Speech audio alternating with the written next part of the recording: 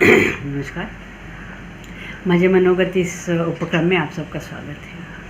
हम पुराणाम सर्वशास्त्राणाम इस शीर्षक के अंतर्गत पुराणों के बारे में चर्चा कर रहे हैं। अभी हम भागवत पुराण इसके बारे में अभ्यास और चर्चा कर रहे हैं। हमने भागवत पुराण का जो उत्तरार्ध है वो उत्तरार्ध भी देखा और कृष्ण की जो बाल लीलाएँ हैं उसके बारे में भी हमने विस्तार से देखा कि किस तरह से भागवतम में कृष्ण भगवान की लीलाओं का वर्णन किया है। अभी ये दशम स्कंध का पूर्वार्ध यही ख़त्म होता है और उत्तरार्ध शुरू होता है। कृष्ण भगवान ने कंस के वध किया और जो कंस की जो दो रानियाँ थी अस्ति और प्राप्ति, वो उनका नाम था। और ये अस्ति और प्राप्ति ये जरासंध नाम के जो मगध के राजा थे उनकी पुत्री थी। तो जरासंध जो है वो कंस के ससुर थे और जरासंध ने अपने दामाद का वध के बारे में और अपने जो उनकी जो पुत्रियां थी अस्ति और प्राप्ति, उनके बारे में जब उन्होंने सुना तो उनको बहुत गुस्सा आया और उन्होंने मथुरा पे आक्रमण कर दिया। मथुरा में कृष्ण भगवान तो थे ही, उन्होंने उग्रसेन के ऊपर आक्रमण किया और उग्रसेन के साथ उनका युद्ध हुआ। हर बार वो पराजित हो गए और वापस चले गए। इस प्रकार उन्होंने 17 बार मथुरा पे आक्रमण किया और मथुरा को तहस-महस कर दिया है। जो 18वीं बार उन्होंने आक्रमण किया तो मथुरा में एक साइड में जरासंध आक्रमण कर रहे थे और दूसरे साइड में काल यवन नाम का एक यवन जो था उन्होंने भी आक्रमण किया। तो इसमें कृष्ण भगवान ने सोचा कि अभी यहाँ रहना मतलब यहाँ हम नहीं रह सकते क्योंकि मथुरा पूरा तहस-महस हो गई थी और जरासंध का जो है वो डर हमेशा लगा रहेगा। इसीलिए कृष्ण भगवान ने अपने पूरे मथुरावासी के साथ उन्होंने द्वारका में जाने का, द्वारका मतलब द्वारका नगरी उसको स्थापित करने का निर्णय लिया और वहाँ उन्होंने समुद्र के बीचों बीच सब तरह से वो संरक्षित ऐसी द्वारका नगरी का स्थापना की और वहाँ वो मानो वो राजा बन गए वहाँ के।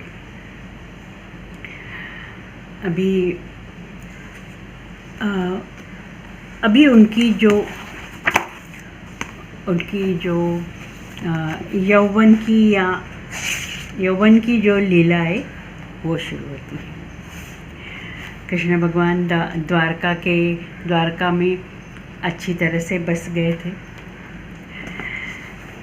वहाँ विदर्भ में जो उनके जो रुक्मिणी वहाँ की राजकन्या थी।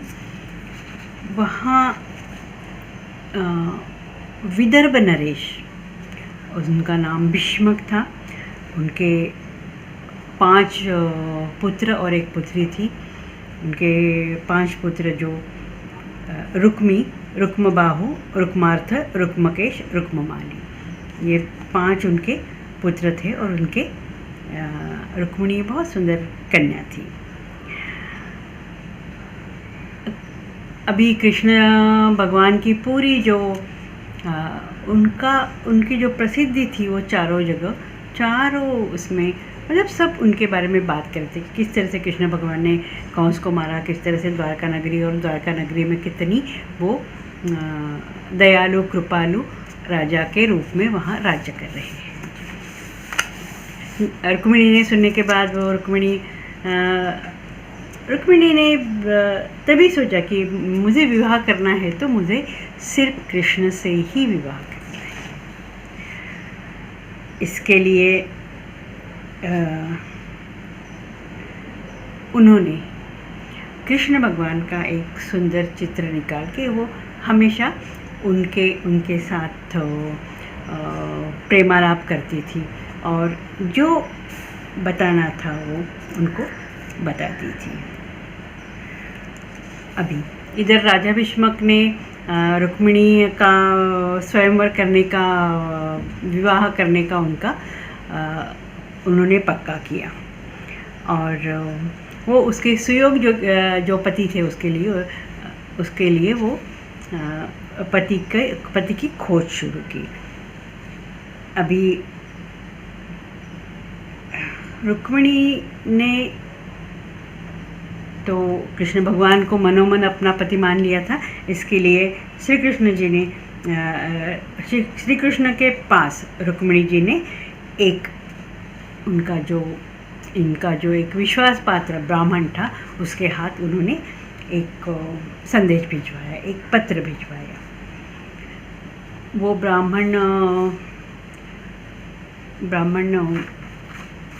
कृष्ण के पास गए। उन्होंने वो जो संदेश था, वो पत्र था, वो कृष्ण जी को दे दिया।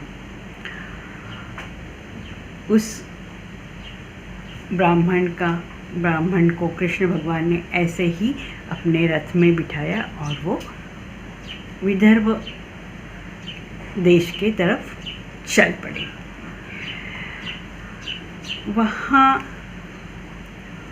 वहाँ जाने के बाद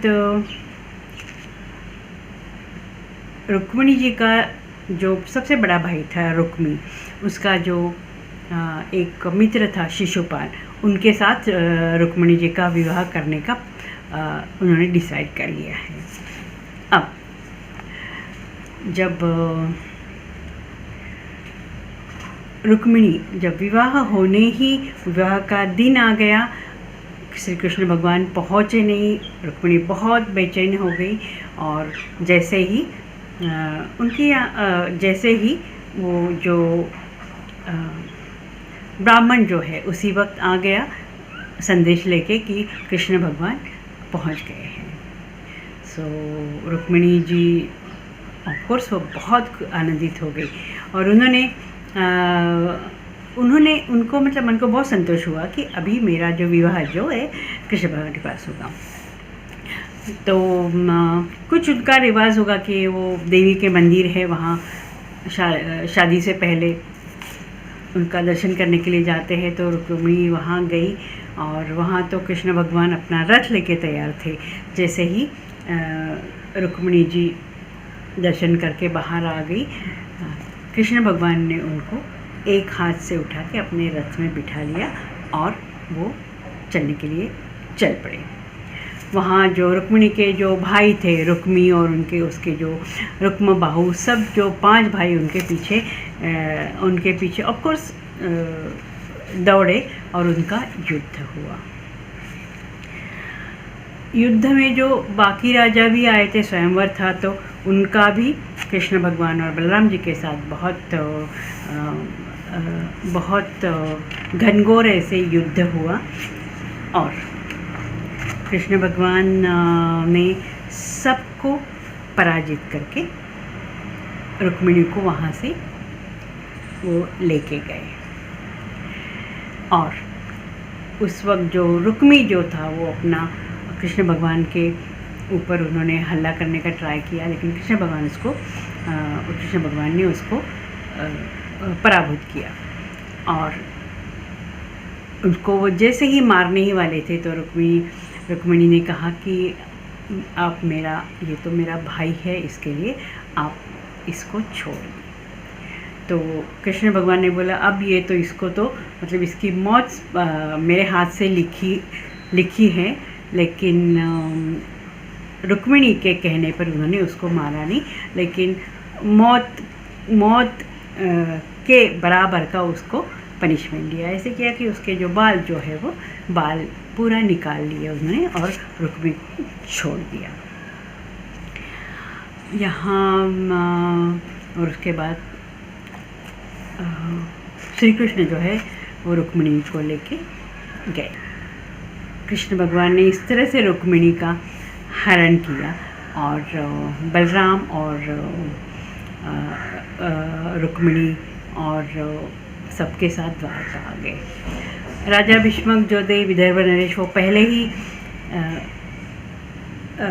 रुक्मिणी का विवाह शिशुपाल के पश्चात होने से थोड़ा सा अप्रसन्न थे, लेकिन जब कृष्ण के साथ उनका विवाह हो रहा था तो वो बहुत खुश हो गए और द्वारका में कृष्ण भगवान और रुक्मिणी का विवाह हो गया। सब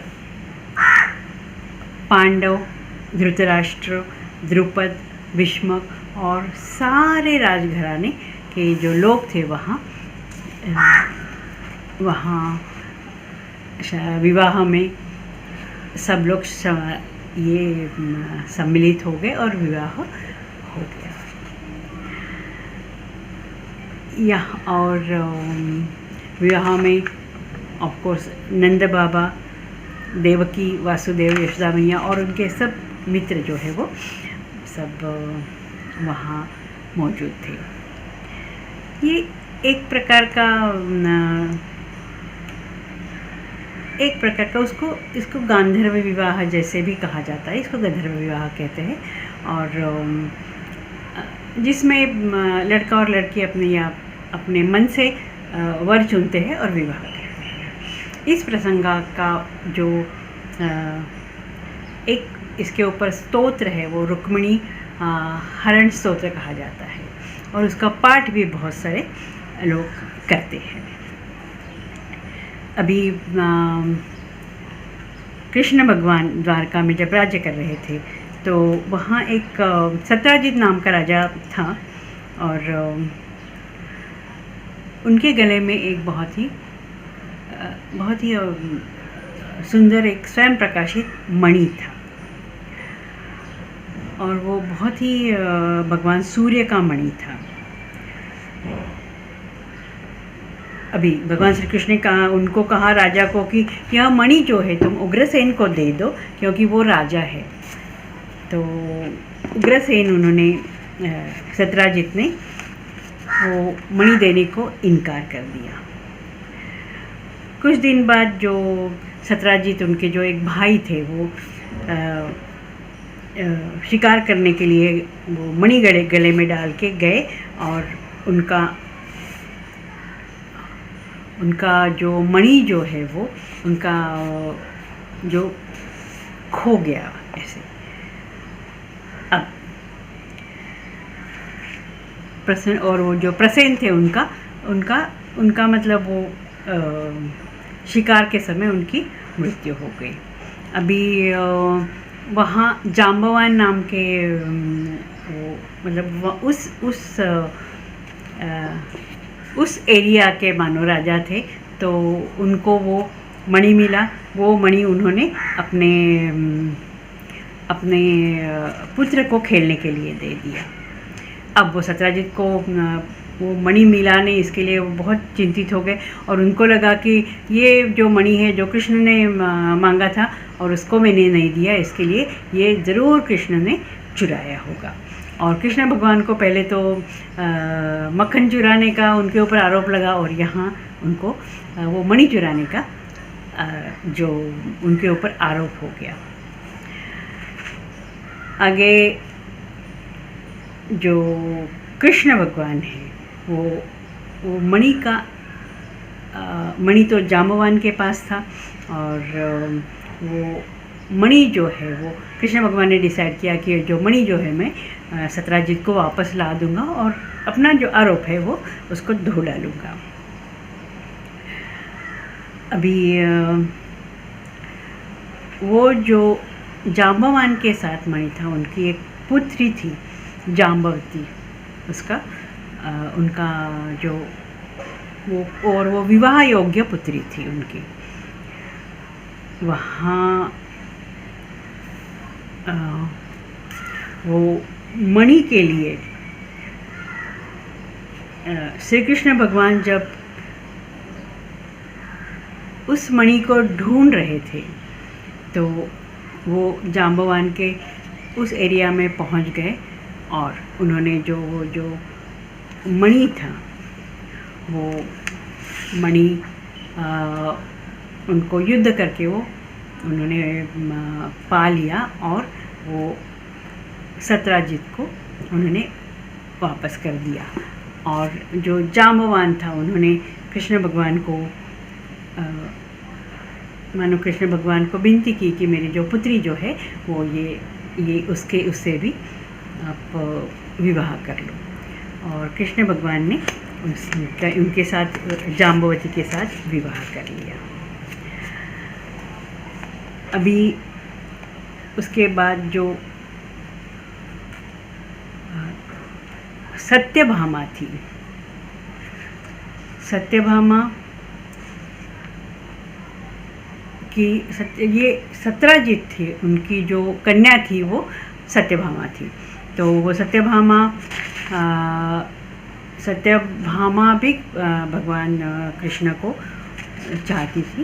और एक किसी प्रसंग में सत्यजित की मृत्यु हो गई और वहाँ से कृष्ण भगवान मौजूद थे, इसके लिए सत्यजित थे। तो उनकी मृत्यु के बाद सत्यभामा ने श्री कृष्ण भगवान को विनती की कि वो उनको पत्नी करके स्वीकार करें। उन्होंने सत्यभामा के साथ विवाह कर लिया। श्री कृष्ण भगवान के जो बाकी भी जैसे विवाह हुए, उनकी जो अष्ट पत्नियाँ थीं, रुक्मिणी और अष्ट पत्नियाँ थीं और वो 8 लोगों से उन्होंने विवाह किया। ये कृष्ण भगवान के जो अन्य जो उनकी पत्नियाँ थीं उनके नाम हैं सत्या, भद्रा और लक्ष्मणा। इस तरह से उनकी 8 पत्नियों के नाम हैं। अभी एक बार एक भौमासुर या नरकासुर नाम का एक राक्षस था। उसका वो कहीं भी कोई भी कन्या मिली तो उसको उठा के लेके आता था। इस तरह से उसने 16,000 कन्याओं को उठा के बंदी बना के रखा था। एक बार इंद्र भगवान ने कृष्ण के पास वो भौमासुर की उन्होंने किया है कि तुम भौमासुर को मिटा दो, उसका नाश कर दो, क्योंकि वो राक्षस बहुत उधम मचा रहा है। तो कृष्ण भगवान उसके युद्ध के लिए निकल पड़े।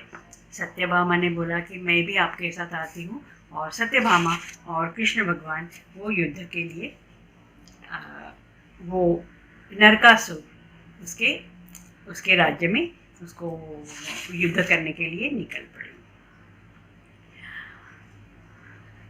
नरकासुर या भौमासुर बहुत ही बलशाली राक्षस था, राजा था और राक्षस भी था। तो उसके साथ श्री कृष्ण भगवान का और सत्यभामा का भयंकर युद्ध हुआ।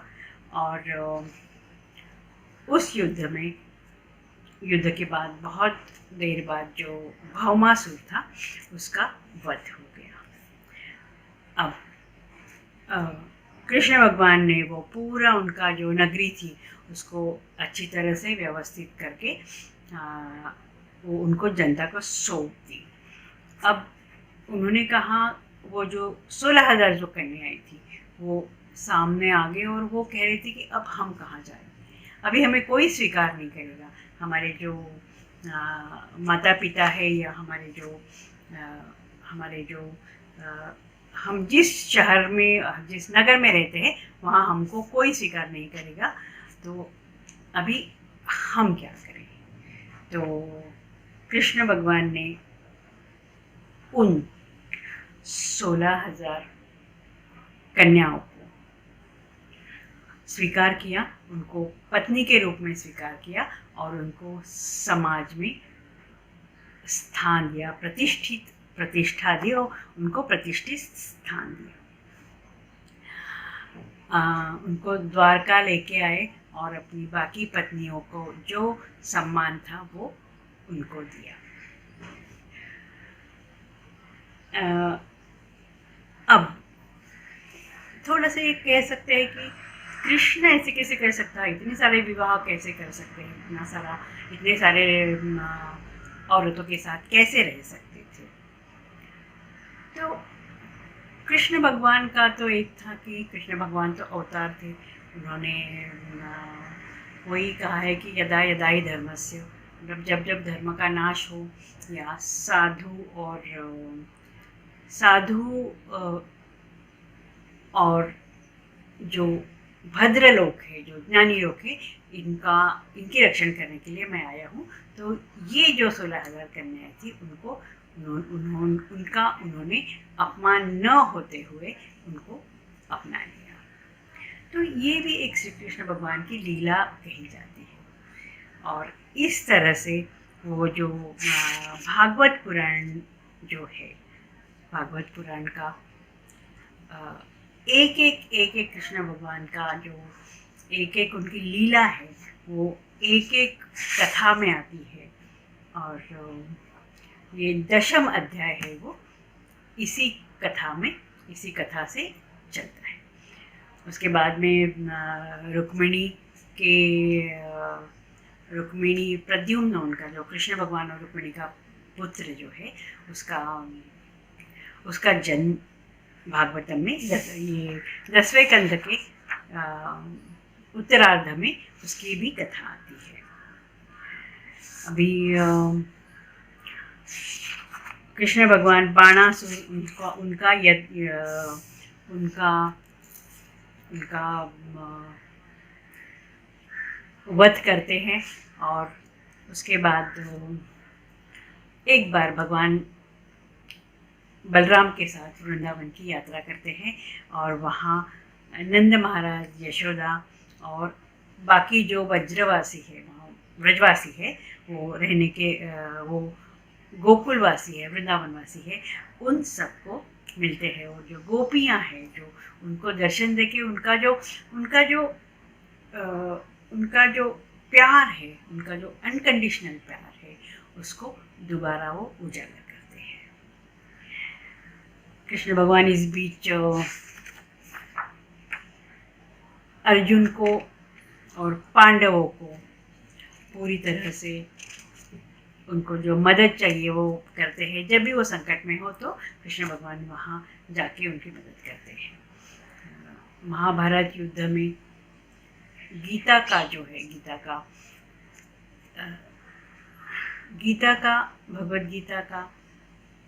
भगवद गीता एक ऐसे ग्रंथ का वो अर्जुन को उपदेश करते हैं जो कि पूरे जगत में आज जगत मान्य है।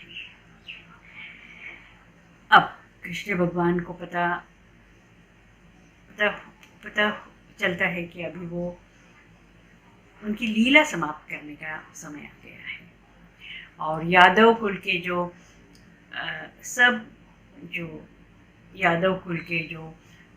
लोग थे वो उन्मत्त हो गए थे, वो किसी के मानते नहीं थे। और कृष्ण भगवान भी यही चाहते थे कि अभी मेरा कहीं ना कहीं मेरा जो अवतार जो है वो समाप्त हो जाए। तो एक बार जो यादव कुल के एक कुछ लोग जो है वो कुछ बच्चे जो है वो शरारती बच्चे जो है वो अपने एक मित्र को लड़का जो है उसके पेट में कुछ बांध देते हैं और एक ऋषि के पास जाते हैं और उनको कहते हैं कि देखो इसको ये प्रेग्नेंट है तो इसको लड़का होगा या लड़की होगी। तो ऋषि तो सब जान गए और उन्होंने वो बहुत ही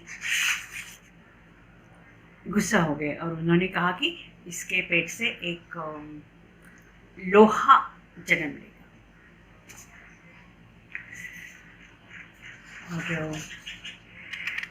और ऐसे ही होता है कि वो ऋषि का शाप जो है वो पूरा होता है, उसको लोहा जन्मता है। वो लड़के होता है, वो झुर्राते लड़के हैं, बहुत गुस्सा, बहुत डर जाते हैं, और वो जो लोहा जो है वो उसके टुकड़े टुकड़े करके वो समुद्र में डाल देते हैं। और समुद्र में डालने के बाद वो एक जो मछली है जो उसको एक छोटा सा टुकड़ा जो है ना निकल जाती है, और वो जो है एक शिकारी जो है उसके हाथ लग जाती है।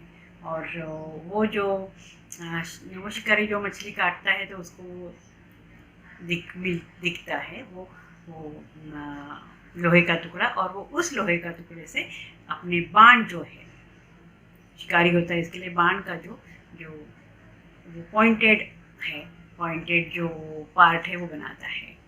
और एक बार जो वो जंगल में जाता है तो उसको कृष्ण भगवान अपना शायद उसका इंतज़ार ही कर रहे होते हैं कि कब ये आए और कब ये मुझे बाण पड़े।